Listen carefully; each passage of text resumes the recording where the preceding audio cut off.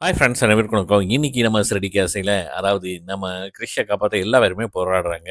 அதாவது அந்த school incharge சொல்றாப்புல, "முத்துட்ட தயவு செய்து வந்து கிரிஷ கூட்டிட்டு வராதீங்க. இல்லன்னா போலீஸ் பிடிச்சிட்டு போயிருவாங்க." அப்படிங்கிறாப்புல.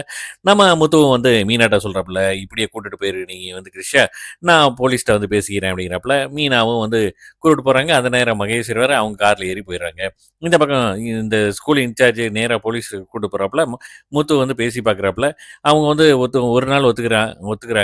நீங்க வந்து அவங்க அப்பாட்ட போய் பேசுங்க. அந்த கம்ப்ளைண்ட் குடுத்துட்டவங்க அப்படின்னு சொல்றாப்புல.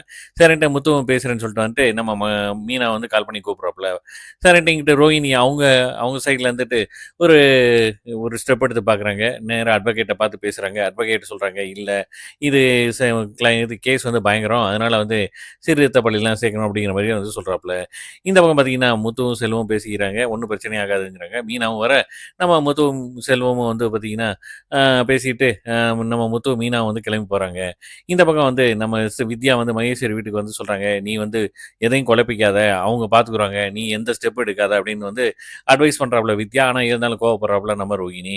கடைசியா வந்து கொஞ்சம் பரிதாபமா சொல்லிட்டு போறாங்க வித்யா, "பார்த்துக்கோ" அப்படின்னு சொல்லிட்டு. இந்த பக்கம் பார்த்தீங்கன்னா, நம்ம முத்து, மீனாவும் வந்து அந்த போலீஸ் இன்ஸ்பெக்டர் வீட்ல போயிட்டு கால்ல விழுகாத குறையா வந்து கேட்கிறாப்புல நம்ம முத்து. ஆனா அவர் மனசே இறங்கி வர மாட்டேங்கிறாப்புல. "பார்த்துக்கலாம்" அப்படின்னு சொல்லிட்டு அதோட முடிச்சுட்டாங்க. அடுத்த நாள் வந்து நம்ம கிரிஷ் வந்து கிளியர் ஆன மாரி காட்டுறாங்க. பார்க்கலாம்.